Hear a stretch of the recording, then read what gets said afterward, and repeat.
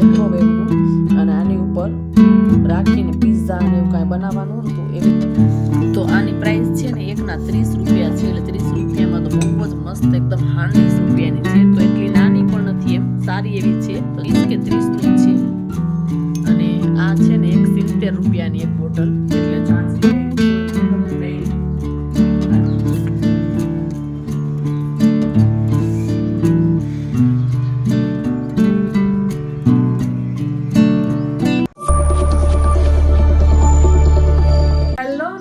સ્વાગત કરું છું તમારું એક નવા વિડીયોમાં. આજનો નવો બ્લોગ છે એ સ્ટાર્ટ કરીએ. સવારનો ટાઈમ છે, સવારના વાગી ગયા છે 9. ચા નાસ્તો કમ્પ્લીટ કરી લીધો છે.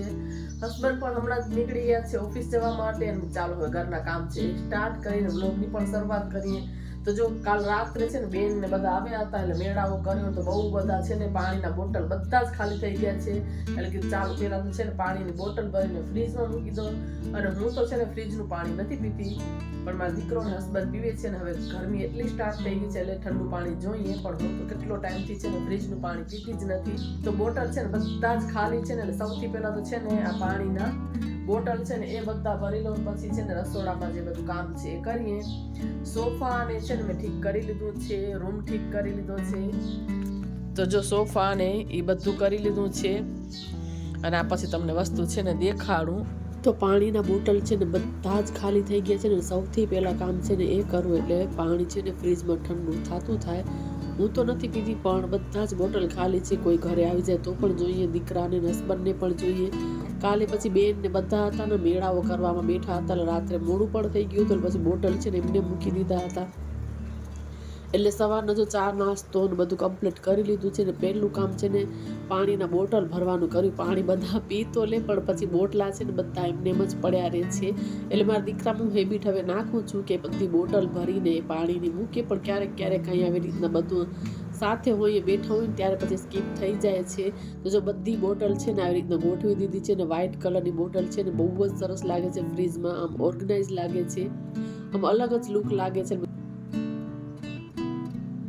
તો છે ને મોરારી બાપુની કથામાં ગયા હતા, ત્યાંથી એક બેગ લીધી છે એ દેખાડું. ને કાલ મોલમાં અને ગયા હતા ને, તો એમાંથી બહુ તો કાંઈ નથી લીધું, બે એક વસ્તુ લીધી છે ને. તો ચાલો ફટાફટ દેખાડી દઉં, પછી પાછું ભૂલાઈ જશે. પણ તો છે ને બહુ તો કાંઈ નથી લીધું, પણ જે લીધું છે ને દેખાડી દઉં. આ છે ને જો આપણે પ્લાન્ટ્સ લગાવતા હોય તો ટૂલ્સ જોતા હો તો આ લીધું છે, એટલે કાંઈ કચરો હોય એ બી સાફ થઈ જાય. અને એના માટેનું છે ને તો સરસ મળી ગયું ને, એટલે ચાલો લઈ લઉં. એટલે એક આ લીધું છે, અને એક છે ને મારા દીકરા માટે ગરમીમાં પહેરવા માટે સરસ એકદમ કોટન નો છે ને શોર્ટ્સ એ લીધો છે, એટલે ઉનાળામાં મજા આવે પહેરવાની. અને આ ઓફરમાં તો વન સેન્ટર માંથી લીધું છે, 149 નો લીધો છે. આ જો ટેગ લાગેલો જ છે, દેખાડું પછી તમને. એટલે એકદમ પ્યોર કોટન છે, મજા આવે એવો છે. અને જો આ બેગ છે ને એ લીધો છે, એટલે કંઈક આપણે ફરવા કે જાતા હોય તો આમ સીટ નીચે સરસ રહી જાય. બહુ મોટો છે, અને આ સાવ 100 રૂપિયામાં જ મળી ગયો. 100 રૂપીસ નો લીધો છે.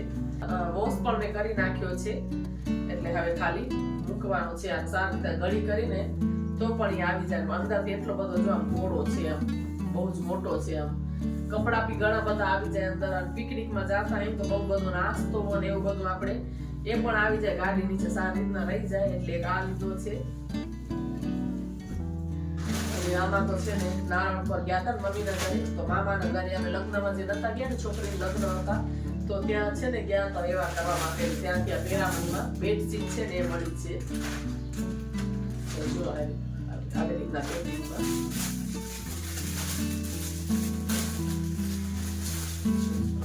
સિંગલ બેડની એક પીલો કવર છે અંદર આવી રીતનું બ્લુ કલરમાં છે. જો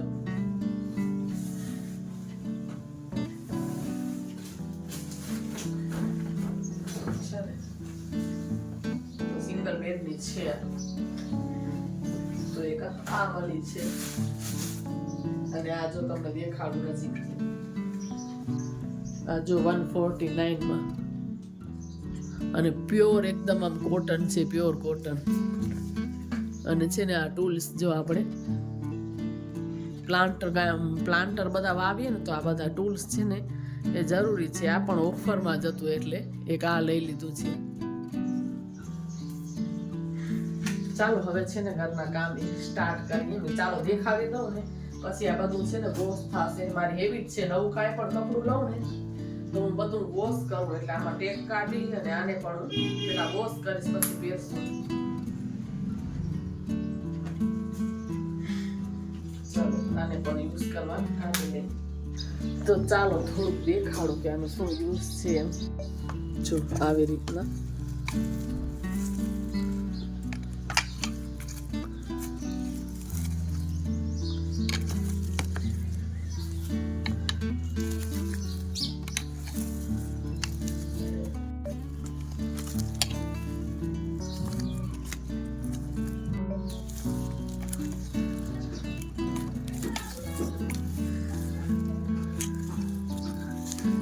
ચોળથી રસોઈ છે ને બની ગઈ છે. શાકનો વઘાર કર્યો છે, ભાત થઈ ગયા છે, લોટ બાંધી લીધો છે અને છે ને આ ઓવન ને માઇક્રોવેવ સાથે છે. બહાર છે ને શાકવાળા બધા આવે છે ને અવાજ આવે છે, તો ચાલો હું તમને દેખાડી દઉં.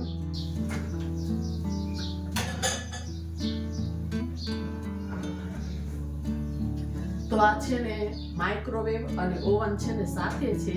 તો આ મેં લીધું નથી, મારા બેન પાસે હતું તો એની પાસે ઓવન છે અને આ પણ છે, એટલે એને એક મને આપી દીધું. હું બંને છે ને યુઝ નથી કરતી અને આ નવું જ પડ્યું છે. 1-2 વખત જ એને યુઝ કર્યું છે, તો એને આ ફાવે પણ ઓછું છે. મને નથી ફાવતું, પણ હું પણ કાંઈ યુટ્યુબમાં વિડીયો કે જોઈને યુઝ કરીશ કે ખાલી ઓવન નથી, માઇક્રોવેવ અને ઓવન બંને સાથે છે. તો એને છે ને ઓવન છે એની પાસે, તો એને ઓવન રાખ્યું છે ને. તો આ માઇક્રોવેવ અને સાથે ઓવન એ મને આપ્યું છે, એટલે આપણે પણ યુઝ નથી કર્યું. તમે ચાલો તમે લોકોને દેખાડી દો, પછી આને મૂકી દો. કેમ કે રોજ રોજ તો આનો યુઝ ન હોય, ત્યારે પીઝા બનાવવાની કાંઈ એવી રીતની બધી વસ્તુ બનાવવાની હોય કે ફિંગર. તો જો આવી રીતના એક આ સ્ટેન્ડ છે, આવી રીતના આનું છે.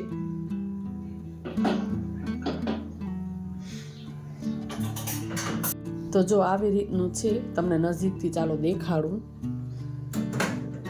તો જો અંદર છે ને આવી રીતના છે. આ છે માઇક્રોવેવનું અને આની ઉપર રાખીને પીઝા ને એવું કાંઈ બનાવવાનું હોય ને તો એવી રીતનું કદાચ છે એમ. કેમ કે ખાલી માઇક્રોવેવ યુઝ કરવું હોય ને તો આ પ્લેટ છે, એમાં કાંઈ પણ આપણે યુઝ કરવું હોય તો આમાં કરવાનું.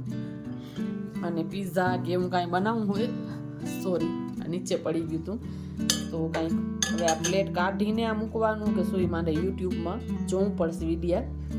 કેમ કે સાથે વાળું અમે બી મારી પાસે ઓવન છે જ નહીં, એટલે આમ બે મિક્સ છે માઇક્રોવેવ ને ઓવન, એટલે થોડું ચેક કરવું પડશે. જો કે ફંક્શન બધા અહીંયા કને આપેલા છે, આવી રીતના બધું લખેલું છે, બુક પણ છે.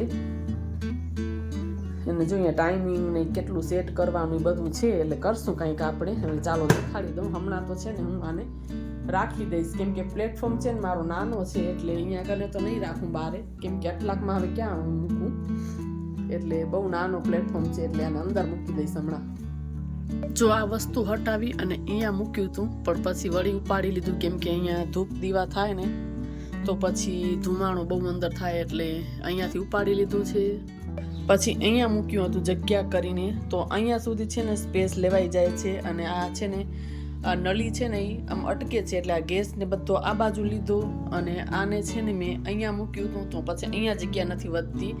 અને છેક અહીંયા સુધી છે ને માઇક્રોવેવ આવી જાય છે. પછી મને વાસણ કરવામાં અને એટલે રોટલી કરવામાં અને બધું નડતું હતું, એટલે પાછું જો અહીંયા મૂકી દીધું છે ઢાંકીને.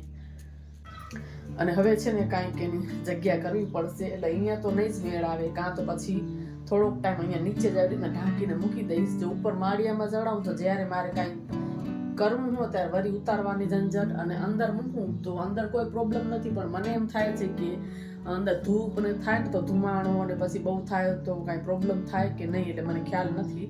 તો કોમેન્ટમાં જરૂરથી જણાવજો કે અંદર મૂકી શકાય કે શું, કોઈને ખ્યાલ હોય તો. એટલે મેં પહેલાં રાખ્યું પણ ખરું, પછી વળી બહાર કાઢી લીધું કે ધુમાડો અને બહુ અંદર ચિકાસ ને થાય તો પછી ખ્યાલ નહીં, એટલે મેં કાઢીને પાછું મૂક્યું છે. ચાલો હવે તમને મેં શોપિંગ કરી છે ને એ બધી વસ્તુ પણ સાથે સાથે દેખાડી દઉં. આ બોક્સ છે ને આપણે બહાર લઈ લઈ. તો ભુજ ગયા હતા ને ત્યાંથી છે ને આ શોપિંગ કરી છે. ચાલો તમારા સાથે શેર કરી દઉં. હવે ખાલી મારે રોટલી બનાવવાની છે, તમને દેખાડી દઉં કે શું શું લીધું છે.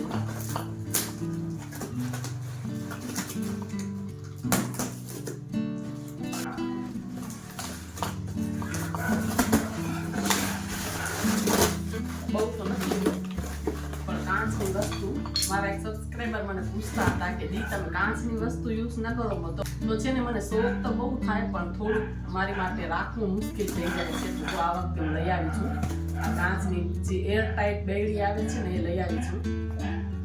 તો આવી છે ને મને 12 લેવી હતી પણ મેં 6 જ લીધી છે.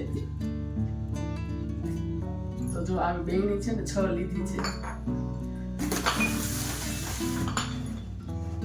બધી આ એર ટાઈટ છે. જો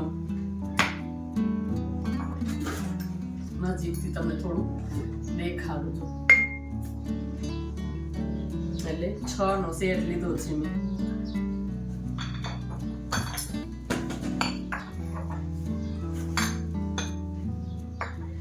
અને 2 છે ને આવી નાની લીધી છે અથાણું રાખવા માટે, કે આપણે અથાણું કાંઈ મૂકવું હોય ને આમ ડેલી યુઝમાં ખાવા માટે. તો અમે નાની છે ને તો આ લીધી છે.